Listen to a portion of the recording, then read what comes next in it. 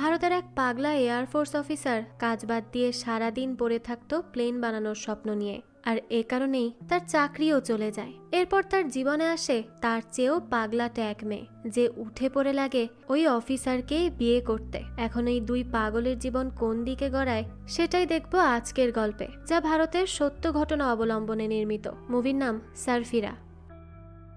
শুরুতেই দেখা যায় বেগমপেট ইন্টারন্যাশনাল এয়ার স্পেস 2003 সাল। সেখানে একটা প্লেন আকাশে ফ্লাই করছে, তবে তাদের ইঞ্জিন থেকে ধোঁয়া বের হচ্ছিল। এই প্লেনের পাইলট যখন কন্ট্রোল রুমে যোগাযোগ করে তখনই তাদেরকে ল্যান্ড করতে মানা করা হয়। তখনই সেখানে বীর নামের একজন আসে কন্ট্রোল রুমে, আর বীর এসেই বাকি অফিসারদেরকে জোর করে ধরে রাখে আর নিজের সব ডিটেলস বলে দেয় পাইলটকে। আর এই পাইলট ছিল বীরেরই বন্ধু, তাই সে বীরের বলা মতোই প্লেন নিয়ে আসতে থাকে ল্যান্ড করার জন্য।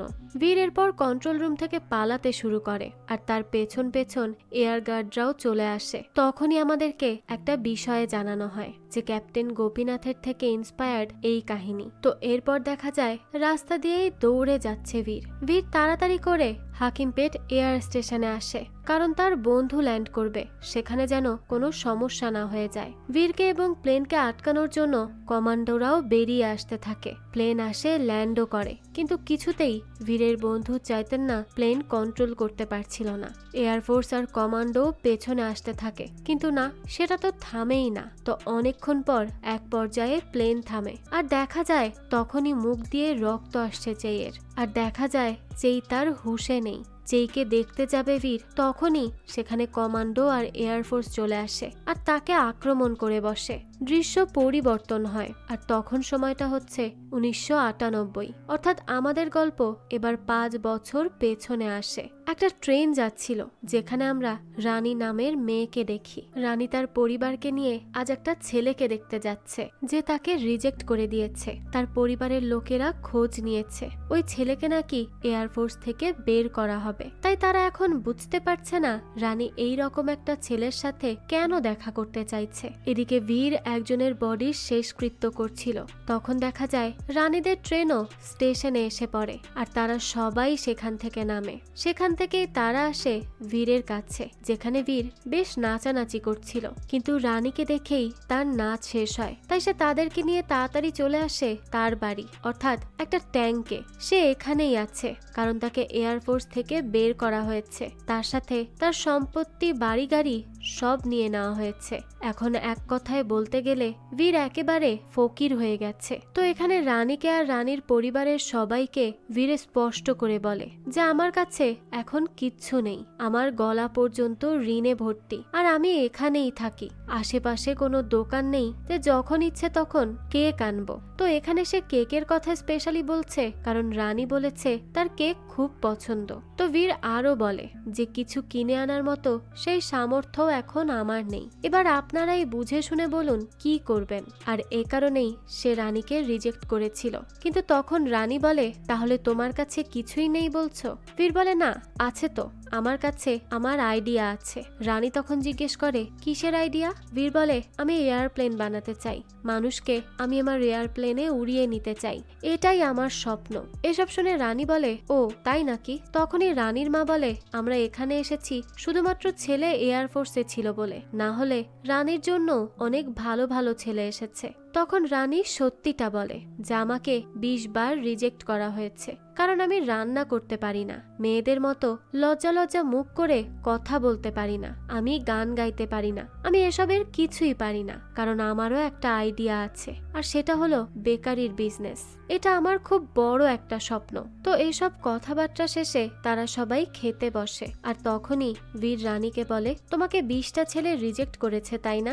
আসলে তারা বেশি ভালো আইডিয়া হজম করতে পারে না, তাই আমার দিক থেকে হ্যাঁ বিয়ের জন্য আমি রাজি তোমাকে বিয়ে করতে। রানী তখন বলে আমি কাল জানাবো। তো রাতে রানী বীরকে বলে আচ্ছা তোমার মা তো বলেছেন যে তোমার গ্রামে ঘর বাড়ি বাথরুম সব আছে, তাহলে কি এই সব মিথ্যা ছিল? বীর বলে আমার মা যা বলেছে সেখানে আমার কিছুই নেই, সেটা আমার বাবার সম্পত্তি। আমার বাবা জাগান সারা জীবন কষ্ট করে গেল, সরকারকে চিঠি লিখতে লিখতে কলম শেষ হতো, তো এইসব করতে করতে গ্রামে বিদ্যুৎ আসে, কিন্তু আমার কাজ করার ধরন ছিল কিছুটা আলাদা। এবার দেখা যায় বীর কেমন রকমের ছেলে ছিল। সে তার গ্রামে বিদ্যুৎ আনার জন্য রাস্তায় রেলওয়েতে আন্দোলন করত। তো বাড়ি আসার পর জাগান তার স্ত্রী কাবেরীকে বলে, আচ্ছা তোমার এই ছেলে এখনো একই নাটক কেন করছে? সে এখনো পড়ে আছে এই সব নিয়ে। তখনই সেখানে আসে বীর। বীর এসেই শুরু করে কাহিনী। সে বলতে থাকে, কি হয়েছে? আমি কি করেছি? তোমার মতো কি আমিও আজীবন এইভাবেই চিঠি লিখে যাব নাকি? আমি তো এসব পারবো না। আমি কেন লিখবো চিঠি? এক চিঠি লিখে নিজেকে যোদ্ধা ভাবা শুরু করেছ। চিঠি লিখতে লিখতে তো 20টা বছর পার হলো। তার উত্তর কি পেলে? পেলে না। তার উপরে সে এখন কথা বলছো আমাকে? তুমি হচ্ছ একটা বেকার মানুষ, আর তুমি তেমনই থাকবে।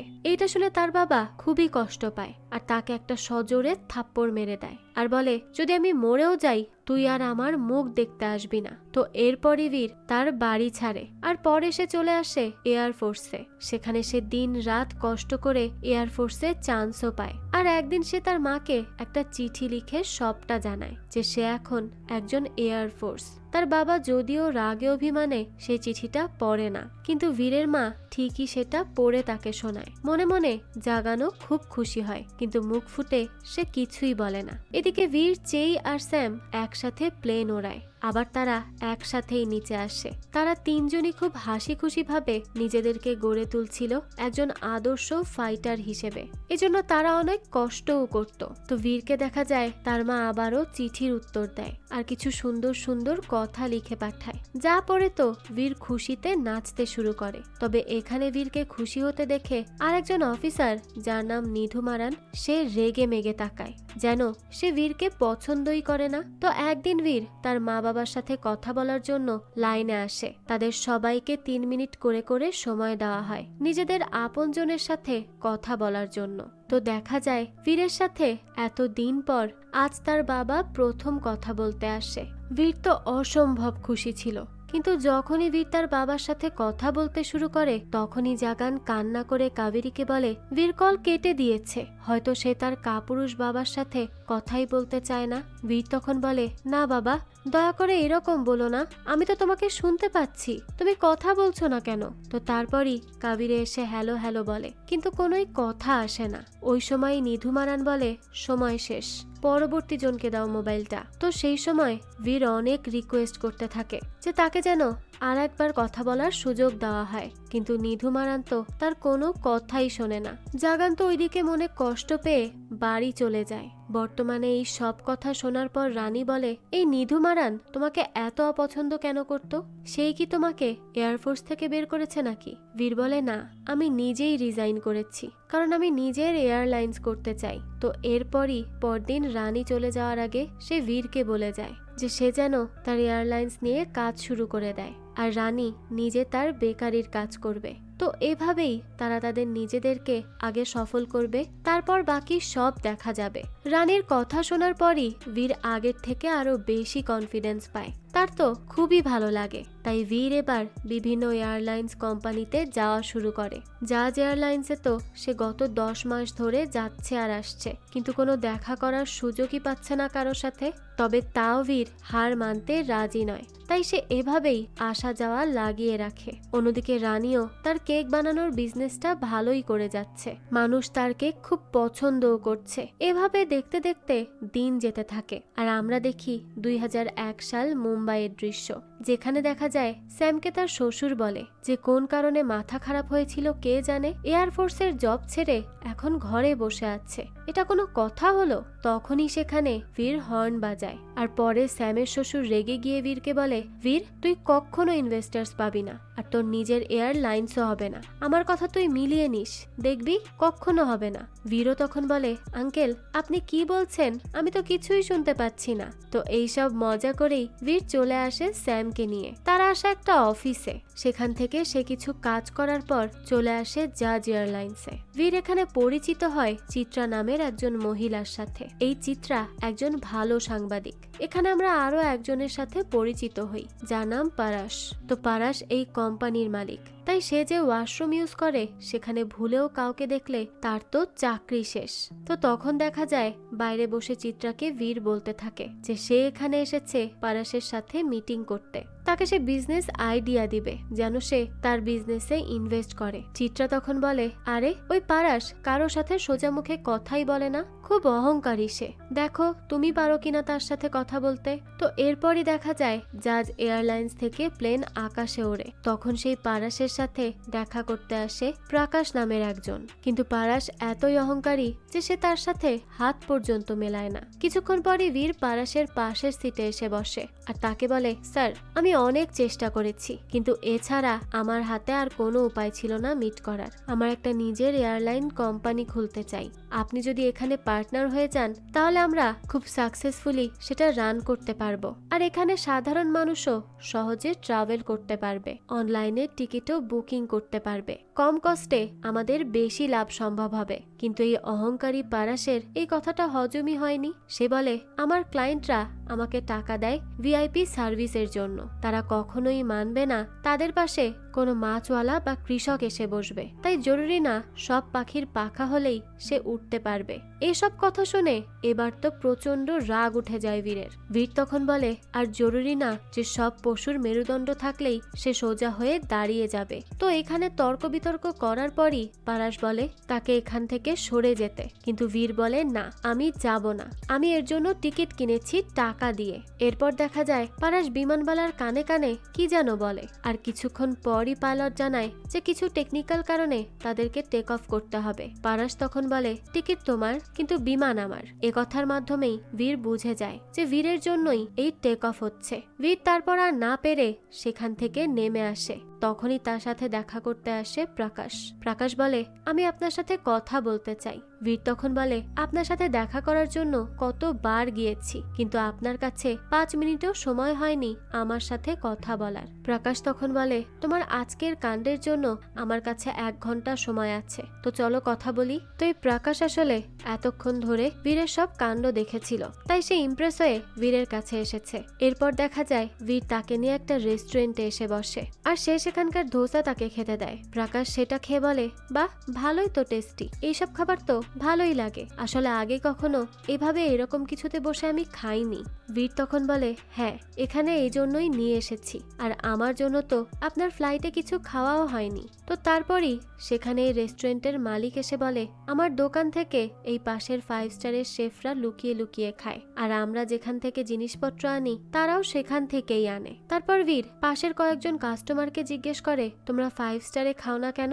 লোকটা বলে, আরে কি দরকার 200 টাকা খরচ করে সেখানে খাওয়ার, যে জায়গায় একই জিনিস এখানে তার কমে পাচ্ছি। তো তখন বীর প্রকাশকে বলে, আমি আপনাকে ঠিক সেই কথাটাই বলতে চেয়েছি স্যার, আমরা যে জিনিস একই রকম পাবো কম টাকায়, তাহলে কেন সেটা ইউজ করব না? আমাদের আজকাল ইন্ডিয়ার ফ্লাইটগুলো তাদের অযথা খরচ দিয়ে ফ্লাইটের টিকিটের দাম বাড়িয়ে ফেলে, যার ফলে অনেক সাধারণ মানুষের যাতায়াতের মাধ্যম বিমান হয় না, তারা উঠতেই পারে না অতিরিক্ত খরচের ভয়ে। একবার ভাবুন তো, সব এক্সট্রা খরচ কমিয়ে আনলে কত কত মানুষ ট্রাভেল করতে পারবে। প্রকাশ বলে, কিন্তু এরকম তো আগে কেউ করেনি। বীর বলে, জানি, তাই আমি করতে চাই। এরকম আরো অনেক কিছু বলে বীর তাকে কনভিন্স করার চেষ্টা করে। তো এই সব কথাবার্তা শুনে প্রকাশ কিছু না বলেই উঠে চলে যায়। তখন বীর ভাবে যে সে হয়তো এবারও ব্যর্থ হয়েছে, কিন্তু তখনই প্রকাশ আবারও ফিরে তাকায় আর বলে, বীর যদি তুমি ফানফ্লো বোর্ডকে এই বিষয়ে বলো আর তারা যদি আমার উপর হাসে, তাহলে কি আর একটা ধোসা খাওয়াবে? অর্থাৎ সে এটাই বোঝাতে চাইছিল যে সে তার প্ল্যানের সাথে আছে, তবে তার এই প্ল্যানটা পুরো টিমকে বুঝিয়ে বলতে হবে, আর তারা এতে মতামত দিলেই তো হয়ে গেল। তো বীরও তখন খুশি হয়ে বলে, হ্যাঁ স্যার অবশ্যই খাওয়াবো। তো বীর তার প্রথম স্টেপে সফল হয়, সে তো খুবই খুশি ছিল। এবার তার কাজ থাকবে বোর্ডের সবাইকে বুঝিয়ে বলা যেন তারা ইনভেস্টমেন্ট করতে রাজি হয়ে যায়। তো এরপরই বীর খুশি মনে এখান থেকে বেরিয়ে আসে রানীর সাথে দেখা করতে। মান্দার তখন বলে, তুই এই 3 বছর পর কেন এই মেয়ের কাছে আবারও আসলি? তো রানীর সাথে দেখা করে বীর বলে, বিয়ে করে নিয়েছো তুমি? রানী বলে, হ্যাঁ করেছি, আমার তো বাচ্চাও আছে। তুমি কি করেছো? বিমানের কি হলো? বীর বলে, হয়ে যাবে, মিটিং আছে ইনভেস্টরসদের সাথে। তো রানী এরপর বেপাত্তা হয়ে চলে যায় তার কাজে। তখন বীরও রেগে চলে যাচ্ছিল, কিন্তু মান্দার বলে মিথ্যা বলেছে, আসলে সে কোনো বিয়েই করেনি। এখনো সে আগের মতোই আছে, কারণ তার মামা বলল তো এর মতো মেয়েকে কে বিয়ে করবে। এবার বীর রানীর পেছনে পেছনে আসে আর জিজ্ঞেস করে, মিথ্যা কেন বললে? বিয়ে করেছো, বাচ্চা আছে, এসব বললে কেন? রানী তখন বলে, তোমার কেন 3 বছর পর আবারও আমার কথা মনে পড়লো? বীর বলে, চলো না আমরা দুই রিজেক্ট হওয়া মানুষ একে অপরকে বিয়ে করে নেই, কারণ আমাদেরকে আমরা ছাড়া আর কেউ আসবে না বিয়ে করতে, কি বলো? রানী তখন বলে, কথা তো ঠিক, তবে আমার 3টা শর্ত আছে। আমি কাজে থাকলে আমাকে বিরক্ত করবে না, আমার কাজ তোমার কাজ ছোট বড় এরকম ভাবা যাবে না, আর আমার পরিবারের কাউকে যখন বিপদে পড়তে হবে তোমার জন্য, তখন আমি তোমাকে বিষ দিয়ে মেরে দিব। রাজি তো? বীর তাও এক কথাতেই রাজি হয়ে যায়। এরপরই তাদের দুজনের বিয়ে হয়। তারা মুম্বাই শিফট করে। তো বীর আসলে তার স্বপ্নের পেছনে দৌড়াতে গিয়ে এতদিন রানীকে ওয়েট করিয়েছিল, তবে এখন তারা দুজনেই খুশি। আর এখন দেখা যায় তারা নতুন করে তাদের সবকিছু শুরু করে। রানী তার এখন বড় একটা বেকারি শুরু করে, আর বীর তার কাজে দিন রাত শ্রম দেয়। আজ সে আসে বোর্ড মিটিং এ, যেখানে তাদেরকে বীর বুঝিয়ে বলে যে যদি একবার সাধারণ মানুষ ট্রাভেল করা শুরু করে প্লেনে, তাহলে তারা অনেকগুলো লাভ করতে পারবে। সাধারণ মানুষের আয়ত্তের ভেতরেই সব থাকে, কিন্তু ফ্লাইট টিকিটের এক্সট্রা খরচের জন্য তাদের কাছে টাকার অ্যামাউন্টটা বেশি হয়ে যায়, যা তারা এফোর্ড করতে পারে না। তাই যদি তারা টিকিটের টাকাটা কমিয়ে আনতে পারে, বাকি হাবিজাবি খরচ কেটে, তাহলে তারাই নতুন মাত্রা সেট করতে সফল হবে। আর বীর তাদেরকে এটাও বলে তারা প্লেন কম খরচে নিতে পারবে আমেরিকা থেকে, কারণ টুইন টাওয়ারের ধ্বংসের জন্য আমেরিকান এয়ারলাইন্স চাচ্ছে তারা তাদের ওই প্লেনগুলো সেল করে দিবে। এরকম আরো বিভিন্ন টেকনিক্যাল কথা বলে বীর সবাইকে বোঝাতে চেষ্টা করে।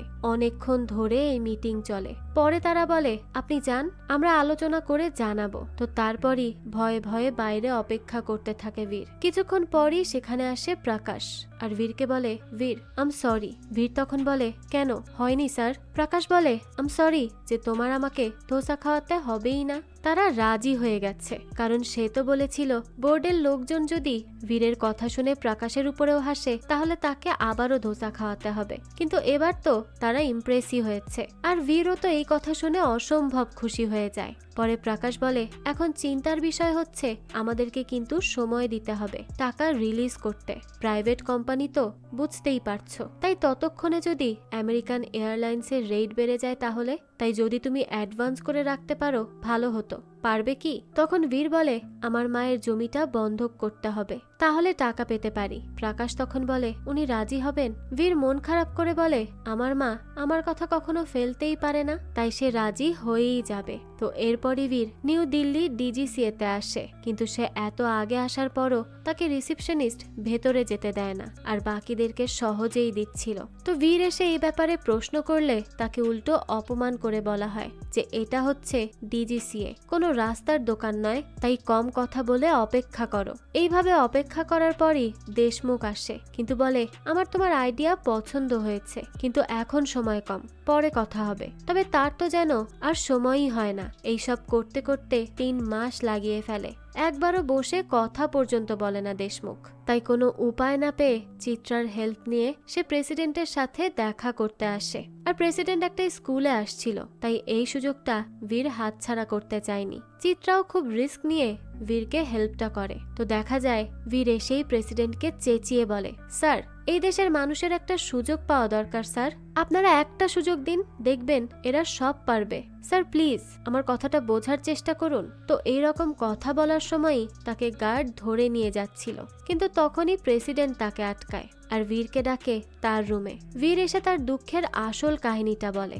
আমরা তার অতীতে যাই, যেখানে দেখা যায় বীরকে তার মা কল করে বলে, বীর তোর বাবার অবস্থা ভালো না, যে কোনো সময় মারা যাবেন, ডাক্তার বলেছেন আশা নেই। তোর বাবা একবার তোকে দেখার কথা বলেছেন, লোকটা অধীর আগ্রহে অপেক্ষায় আছে, প্লিজ তুই আয় বীর। বীর তখন বলে, মা আমি তোমাকে কথা দিচ্ছি আমি আসবো, আর বাবাকে বলো বীর তাড়াতাড়ি আসছে। তো এরপর বীর কল রেখেই সেখান থেকে তৈরি হয়ে বেরিয়ে পড়ে। তখনই তাকে তার ফ্রেন্ড কিছু টাকা দেয় ফ্লাইটের, কিন্তু সবচেয়ে মর্মান্তিক ঘটনা ঘটে বীরের সাথে এয়ারপোর্টে। বীর যখন টিকিট কিনতে আসে তখন তাকে বলে আরো 5200 টাকা শর্ট আছে। বীর তো অবাক, হঠাৎ করে টিকিটের দাম এই রকম বেড়ে গেল, তাও কোনো কারণ ছাড়া। তাই বীর বলে, দেখুন আমার খুব দরকার যাওয়াটা। আমার বাবা অসুস্থ, সে একটাবার আমাকে দেখবে বলে পথ চেয়ে আছে, কিন্তু তার কথা সেখানে শোনাই হয় না। বীর এয়ারপোর্টে থাকা প্রত্যেকটা মানুষের কাছে রিকোয়েস্ট করে, এমনকি তার এয়ারফোর্সের প্রমাণ দিয়ে সাইন করে তার সমস্ত পরিচয় দিয়ে রাখে যে সে টাকা ফেরত দিবে। একজন হলেও যেন তাকে 5200 টাকা দেয়, কিন্তু কেউ সেখানে এগিয়ে তো আসেই না, বরং সেখান থেকে তাকে গার্ড ঘাট ধাক্কা দিয়ে বের করে দেয়। বীর অনেক কান্না করে, সবাইকে রিকোয়েস্ট করে, কিন্তু কেউ তাকিয়েও দেখে না। বীর অনেক কষ্ট করে রাস্তায় এসে গাড়িতে বসে। তখন সে ভাবছিল তার বাবার সাথে ছোটবেলায় কাটানো সেই মুহূর্তগুলো নিয়ে। তার খুব কষ্ট হতে থাকে। তারপরই তার বাবাকে আজে বাজে কথা বলার সেই অনুতপ্ত বোধটাও তার খুব বেশি হচ্ছিল আজ। অবশেষে বীর বাড়িতে আসে, কিন্তু ততক্ষণে অনেক দেরি হয়ে যায়। তার বাবা মারা যান এবং তার শেষ কৃত্যও সম্পন্ন হয়। বীরের মা বলে, তোকে আমি বলেছিলাম তোর বাবার জান আটকে আছে তোকে শেষবার দেখার জন্য। তোর বাবা দরজায় তাকিয়ে তাকিয়ে অবশেষে মারা গিয়েছে। শরীরের অবস্থা এতই খারাপ হয়েছিল যে তাকে বাধ্য হয়ে শেষকৃত্যটা করে ফেলতে হয়। ছেলে বেঁচে থাকা সত্ত্বেও বেওয়ারিশ লাশের মতো অন্য একজন তার মুখাগ্নি করে। তুই চলে যা, তোর কাছে তো তোর রাগই সব, তাই না? এখন কেন এসেছিস? বীর তখন অঝরে কাঁদতে থাকে, কিছু বলতেও পারে না। তখন তার মা তাকে কিছু চিঠি দেয়, যেগুলো জাগান লিখেছিল। একটা চিঠির মধ্যে সে লিখেছে, আমার ছেলে বীর আজ আমাকে ছেড়ে বাড়ি ছেড়ে চলে গেছে। আমি জানি সে অবশ্যই কিছু হয়েই ফিরবে, সফলতা ছাড়া সে আসবেই না। বীর সত্যি বলে, আমি একটা কাওয়ার্ড। আর একটা চিঠিতে লিখেছে, আমার বীর বলেছে সে নাকি সব গ্রামের লোকদেরকে এই আকাশে বিমানে করে উড়াবে। সে যেহেতু বলেছে অবশ্যই করবে। আমি আমার বীরকে বিশ্বাস করি। এরকম অনেক কথা তার বাবা তাকে নিয়ে লিখেছেন। আসলে বাবা ছেলের সম্পর্কই এমন, বাইরে থেকে তারা দেখাতে চান না নিজের সন্তানের প্রতি কি অফুরন্ত ভালোবাসাটা রয়েছে, আর সন্তানরাও সেটা বুঝতে অনেক সময় দেরি করে ফেলে। তো বীর এইগুলো পড়ে তার মায়ের পা ধরে বলে, মা, আমি ইচ্ছে করে দেরি করিনি, আমার কাছে টাকা ছিল না মা, এই জন্য আমি আসতে পারিনি। আমি অনেকের হাতে পায়ে ধরেছি, কিন্তু কেউ শুনলো না মা।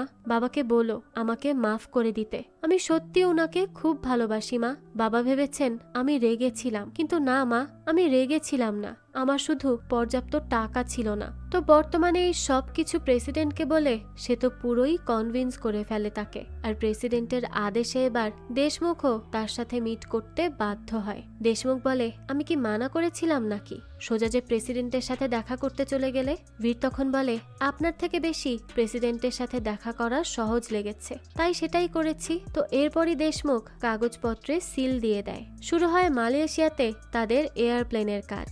বীর, রানী আর তার বাকি ফ্রেন্ডরাও অনেক খুশি ছিল। তারা আসে এয়ারলাইন্সে বিমান দেখতে। তখনই দূর থেকে প্রকাশকে বীরের সাথে দেখে পারাস। তো পারাস এবার খেলে আর এক খেলা। সে তাদেরকে সফল হতে দিবে না। সে চায় না গরিবরাও তার মতো এভাবে প্লেনে চড়ুক। সে গরিবদের পছন্দই করে না, এ কারণেই সে এত সবকিছু করছে। আর সে বীরের মতো লোকদেরকেও সফল হতে দেখতে পারবে না। এরপর দেখা যায় বীরকে কল করে চেই আর বলে, কি রে বীর, জানিস তুই আমেরিকান এয়ারওয়েজ আমাদের ডিল ক্যান্সেল করে দিয়েছে, কারণ ইন্ডিয়ার ডিজিসিএ আমাদের থেকে ব্লু প্রিন্ট চাইছে। বীর বলে, কিন্তু কেন চাইছে? এরকম কিছু তো তারা আজ পর্যন্ত কোনো কোম্পানির কাছেই চায়নি। যেই তখন বলে, আমি কি বলবো যে তারা কেন আমাদের সাথে এমন করছে? কিছুই তো বুঝতে পারছি না। মনে হচ্ছে যেন তারা একা আমাদেরকেই টার্গেট করছে। তার উপর 5 মিলিয়নের ফাইন চার্জ করেছে। আমরা নাকি রুলস ব্রেক করেছি। বীর তখন কল রেখে তাড়াতাড়ি চলে আসে ডিজিসি এর অফিসে। তখন দেশমুখকে বীর বলে, স্যার, এরকম কিসের রুলস নতুন করেছেন আপনি? কোনো কোম্পানি কি নিজেদের ব্লুপ্রিন্ট রিভিল করবে কখনো? এটা তো সম্ভব নয়। তার উপর 5 মিলিয়ন ফাইন। এসব কি হচ্ছে স্যার? প্লিজ কিছু একটা করুন। দেশমুখ তখন বেপাত্তা হয়ে বলে, আমি কি জানি, আমি কিছু করতে পারবো না তো। আর এয়ারলাইন্স চালানো বড় লোকদের কাজ। তুমি গ্রামে যাও আর নিজের গরু ছাগল পালো গিয়ে। এই কথা শোনার পর তো বীর খুবই রেগে যায় আর দেশমুখের গলা চেপে বলে, যা, তুই গিয়ে তোর পারাসের পা চেটে থাক, আমি আমারটা ঠিক দেখে নিব। তো সে ভালো করেই বুঝতে পারে এই সব কিছু দেশমুখ করছে পারাসের কথায়। এরপরই সে সেখান থেকে বাইরে এসে প্রকাশকে বলে, স্যার, আমাদের অনেক বড় সমস্যা হয়ে গেছে। ইন্ডিয়ান ডিজিসিএ প্লেনের ব্লু প্রিন্ট চাইছে, তাই আমেরিকান এয়ারওয়েজ আমাদের ডিল ক্যান্সেল করে দিয়েছে। তার উপর 5 মিলিয়ন পেনাল্টি লাগিয়েছে। স্যার আমার এখন 5 মিলিয়ন চাই প্লিজ স্যার, না হলে আমাদের প্লেনের কাজ যে আটকে যাবে। তো বেচারা বীর একটা ধাক্কা সামলে ওঠার আগেই পরপর আরো একটা ধাক্কা এখন খেতে যাচ্ছে, কারণ এই যে প্রাকাশকে সে তার সাপোর্ট সিস্টেম ভাবছিল সেই হচ্ছে আসলে পারাসের হিডেন ইনভেস্টর। প্রাকাশ তখন বলে 64,738 বিলিয়ন রেভিনিউ আসে জাজ এয়ারলাইন্সের ট্রাভেল এজেন্সি থেকে, আর তুমি তার কাছে এমন এক আইডিয়া নিয়ে গিয়েছিলে যার মাধ্যমে তার এই রেভিনিউ নষ্ট হয়ে যেত, তাই সে এই খেলা খেলেছিল আমাকে দিয়ে। এই যে তোমার এয়ারক্রাফট এখন জাজ এয়ারলাইন্সের নামেই চলবে, আর তুমি সারা জীবন লোনের টাকা দিতে দিতে তোমার জীবন শেষ করে ফেলবে। তখনই বীর দেখে তার প্লেনের নাম তো সে রেখেছিল ডেক্কান এয়ার, আর আজ সেই লেখাটার পাশেই সে জাজ এয়ার দেখে ভেতর থেকে শেষ হয়ে যাচ্ছিল। তার চোখ বেয়ে পানি পড়তে থাকে। কতবার সে এভাবে ধোকা খাবে মানুষের থেকে, তার খুব কষ্ট হতে থাকে আজ। বীর তখন এটাও দেখে তার কষ্টের তৈরি প্লেন থেকে নামছে পারাস, তাই সে প্রচন্ড রেগে যায় আর তাকে মারতে চলে যায়, কিন্তু সাথে সাথে গার্ডরা তাকে আটকে নেয়। দৃশ্য পরিবর্তন হয়, দেখা যায় রানীর মা রানীকে বলছে, আমরা বলেছিলাম এই বেকার লোককে বিয়ে করিস না, কিন্তু তুই তো আমাদের কথাই শুনলি না, দেখলি তো এখন ঘরে বসে বসে তোর ইনকাম খাচ্ছে। এই সব কথায় তো রেগে বীর ছাদে চলে যায়, আর রানীও তার মাকে বলে চুপচাপ এইসব কথা না বলে এখান থেকে চলে যেতে। রানীর তো সেদিনই বীরের স্বপ্নের কথা শুনে তাকে ভালো লেগে গিয়েছিল, আর বীরও যেহেতু রানীর স্বপ্নকে প্রাধান্য দিয়েছিল তাই সে তাকে এতটা ভালোবাসে, আর এ কারণেই সে তাকে বিয়ে করেছে, তার পাশে থাকছে। তো এখন তার মায়ের এমন কথা শুনে বীর কষ্ট পেয়েছে, এটা রানী খুব ভালোভাবেই বুঝতে পারে, তাই সে ছাদে চলে আসে আর দেখে সেখানে বীর দাঁড়িয়ে আছে। তাই সে বীরকে বলে সে চাইলে দুজনই স্টুডেন্ট পড়াতে পারে। বীর তখন রেগে বলে, ও তোমার 2 দিনও লাগলো না আমাকে এটা বোঝাতে যে আমি বেকার, আমার কাজ নেই, তোমার টাকা নষ্ট করছি। রানী তখন বলে, আমি কখন এই কথা বললাম? বীর বলে, তাহলে বলছো না কেন, বলো। তোমার মা তো অন্তত সত্যিটা মুখের উপর বলেছে, তুমি তো তাও করছো না। রানী তখন বলে, ও তাহলে মায়ের রাগ এখন আমার উপর দেখাচ্ছ? এইসব রাগ রেখে এখন আগের আইডিয়া ভাবো কি করবে। বীর তখন বলে, এটা তো তোমার কাপকেক না, যে আটা ময়দা দিলেই হয়ে যাবে। রানী তখন বলে, এটার থেকে কমও না, আর আমার এই কাপকেকই কিন্তু আমাদের সংসার চালাচ্ছে, তাই এই কথা ভুলে যেও না। হেরে যাওয়া মানুষের উচিত নিজের উপর করুণা করা। বীর বলে, তাহলে কেন আছো হেরে যাওয়া লোকের সাথে, চলে যাও। রানীকে তখন বীর রেগে মেগে ধাক্কা দেয়, আর রানীও তাকে ধাক্কা দিয়ে সেখান থেকে চলে যায়। বীর কিছু সময় পর রানীকে চারিদিকে খুঁজতে থাকে, কিন্তু সে কোথাও রানীকে পায় না। সে বুঝতে পারে সে রানীর সাথে যে ব্যবহারটা করেছে তা তার উচিত হয়নি, আর এখন রানীকে কোথাও খুঁজে না পেয়ে তার অনেক খারাপ লাগতে থাকে। সে হতাশ হয়ে বাড়ি ফিরে আসে, তখন সে দেখে রানী ঘরেই বসে আছে। রানী তখন বলে, আমার বাড়ি রেখে আমি কোথায় যাব, এটা তো আমার বাড়ি। এটা শোনার পরপরই বীর এসে তাকে জড়িয়ে ধরে আর অনেক কান্না করে। এরপর সে বলে, আমার এই রাগের জন্য আমি আমার জীবনে অনেক কিছু হারিয়েছি, আমার বাবাকে আমি এত কষ্ট দিয়েছি, আর শেষে তাকে দেখে মাফ পর্যন্ত চাইতে পারিনি, আর আজ তোমাকেও কত আজে বাজে কথা বলেছি, আমাকে প্লিজ মাফ করে দাও, আর আমাকে ছেড়ে কখনো যেও না। রানী বলে, তাহলে আর এরকম বলবে না বলো? বীর বলে, না না, আমি আর এরকম আচরণ কখনো করব না। তো তারপরই রানী বীরকে জানায় সে প্রেগনেন্ট। বীর তো এই কথা শুনে আরো বেশি খুশি হয়ে যায়। তো পরদিন রানী ছাদে তার পাখিদেরকে খাবার দিচ্ছিল। বীর আসলে রানী বলে, এই ছোট্ট পাখিগুলো যদি না খায় তাহলে বড় পাখি এসে গেলে তারাই একা সব খেয়ে নিবে। তখন বীরের মাথায় আইডিয়া আসে, আর সে রানীকে ধরে বলে, তোমাকে কি বলে থ্যাঙ্কস দিব বলো তো? রানী তখন অবাক হয়ে বলে, কেন, আমি আবার কি করলাম? বীর বলে, আমাকে এত সুন্দর আইডিয়া দিলে যে। রানী তখন জিজ্ঞেস করে, কি আইডিয়া দিলাম? তো এরপর বীর এখানে রানীকে বুঝিয়ে বলে যে ছোট পাখি খায় কম, মানে আমরা ছোট বিমান বানাবো, আর তাহলে সে ফুয়েল কম খাবে, সাথে ওজনও কম হবে, যার ফলে প্যাসেঞ্জার বেশি হবে। অর্থাৎ আমরা কার্গো বিমানকে ইন্ডিয়ার প্রথম প্যাসেঞ্জার বিমান বানাবো, আর এই ফ্লাইটের টিকিটের প্রাইস আরো কম হবে। তো তারপর এই ব্যাপারে বীর সবার সাথে বসে কথা বলে, আর সেখানে রানীর মামা বলে, কিন্তু আরো কম প্রাইস কেন? আর একজন বলে, ছোট প্লেনে মানুষও তো কম হবে। তখন বীর তাদেরকে বুঝিয়ে বলে, আগে এই কার্গো প্লেন প্যাসেঞ্জার প্লেনই ছিল, কিন্তু পরে তাদের বিজনেস লস হয়ে যাওয়াতে তারা এটা বন্ধ করে। এখন আমরা তাদেরকে এই আইডিয়া বলে 50% পার্টনার বানিয়ে অফার করব। আশা করছি তারা মানা করবে না। তো তারপর কার্গো কোম্পানির সাথে বীর মিটিং করে, আর তারা বলে, এতে আমরা প্যাসেঞ্জার পাবো কি? বীর তখন বলে, ইন্ডিয়ার অনেক মানুষ ট্রেনে জার্নি করে, না হয় হেঁটে, তাই তাদের থেকে যদি 2%ও আসে তাহলেও তাদের এই কার্গো প্লেনের বিজনেস হয়ে যাবে। বীরের এত সুন্দর করে বুঝিয়ে বলায় কার্গো কোম্পানিও তাকে হ্যাঁ বলে দেয়।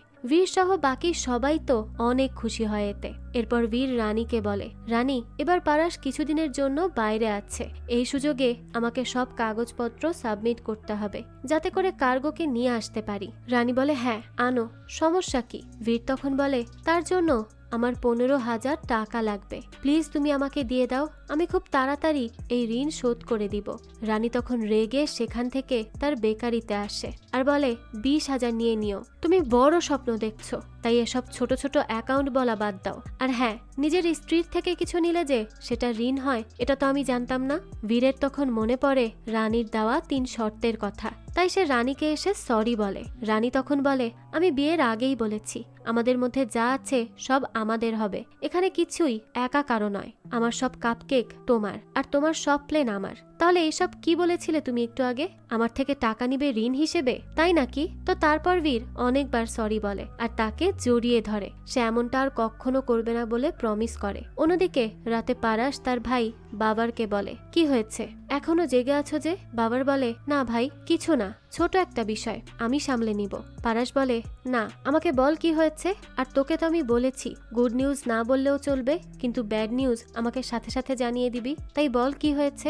বাবার বলে, টুব্রোপ্রপ কার্গো এয়ারক্রাফটের ডিল রিফিউজ করে দিয়েছে আজ, তাদেরকে কেউ প্যাসেঞ্জার ফ্লাইটের জন্য রিজার্ভ করেছে, কিন্তু তুমি চিন্তা করো না, আমি দেখে নিচ্ছি বিষয়টা। পারাস তখন জিজ্ঞেস করে, কে সেই ব্যক্তি? বাবার বলে, আমি খোঁজ নেওয়ার চেষ্টা করছি। পারাস তখন বলে, কল করো তো দেশমুখকে। তো তাকে কল করার পর দেশমুখ খুঁজে দেখে রানী নামে এটা রেজিস্টার করা। পারাস তখন জিজ্ঞেস করে, কে সে? দেশমুখ বলে, রানী, যে বীরের স্ত্রী। এরপর সে বলতে থাকে, স্যার, আপনি দেশে ছিলেন না তো, আমি ভেবেছিলাম হয়তো আপনারই কোনো ছোট কোম্পানি হবে, নাম বদলে দিয়েছেন ট্যাক্স থেকে বাঁচার জন্য, তাই আমি আর এত কিছু চেক করিনি। পারাস তখন বলে, বাহ, বীর আমার মতো লোককেও বোকা বানিয়ে দিল।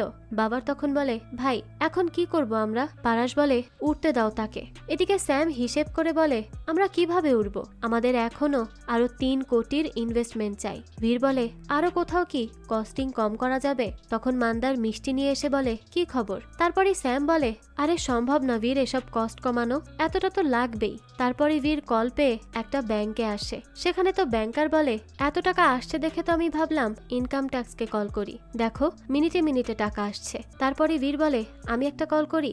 এরপর বীর কল করে মান্দারকে। মান্দার বলে, বীর, টাকা পাচ্ছিস তো? গ্রামের সবাই জানার পর তোকে টাকা পাঠিয়েছে, অর্থাৎ তার অ্যাকাউন্টে টাকা পাঠাচ্ছে তারই গ্রামেরই লোকজন। তো তারপরই একে একে সবাই তার সাথে কলে কথা বলে। এখানে কেউ কেউ তাদের জমিও বন্ধক করেছে, তো কেউ জমানো টাকা দিয়েছে, এমনকি ছোট ছোট বাচ্চারাও তাদের মাটির ব্যাংক ভেঙে টাকা দিয়েছে।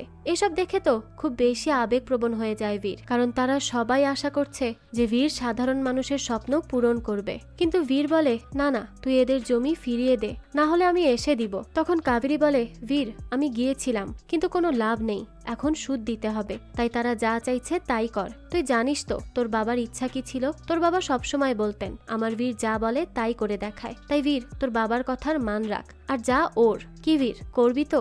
এবার বীর নিজেকে শক্ত করে আর বলে, হ্যাঁ মা, আমি করব, আর আমি উড়বো সবাইকে নিয়ে। তারপরই শুরু হয় বীরের কাজ, আর এখন সে নিজের রানওয়ে বানানো শুরু করে, কারণ পারাস সব বুক করে দিয়েছে। তো এরপর পারাস আর এক গেম শুরু করে। সে এবার সব পাইলটকে দ্বিগুণ টাকায় হায়ার করে, যাতে করে বীর কোনো পাইলট না পায়। কিন্তু বীর এখানে তার থেকে এক কদম আগে চিন্তা করে, আর সে এখন রিটায়ার্ড হয়ে যাওয়া পাইলটদেরকেই ডেকে নেয়, তবে তারা আরো 4 বছর ফ্লাই করতে পারবে। তো এদিকে বীরের নিজের রানওয়েও তৈরি হয়ে যায়। সেখানে তারা 3 বন্ধু একসাথে অনেক মজা করে। করে। তো এইভাবে তাদের ডেকান এয়ার কোম্পানিও তৈরি হয়। আজ সেখানে রানী আসে বীরের সাথে দেখা করতে। বীরকে রানী বলে সে চায় তাদের সাথে রানীও তার বিজনেসটা ছড়িয়ে দিবে। বীরও তার সাথে রাজি হয়ে যায়। এরপর 2003 আগস্টের 3 তারিখ দেখা যায় বেগমপেট ইন্টারন্যাশনাল এয়ারপোর্টে সবাই এসেছে। মামা বলে আজকে আমাদের প্লেন প্রথমবার আকাশে উড়ে আসবে, তাই না? তারপরই দেখা যায়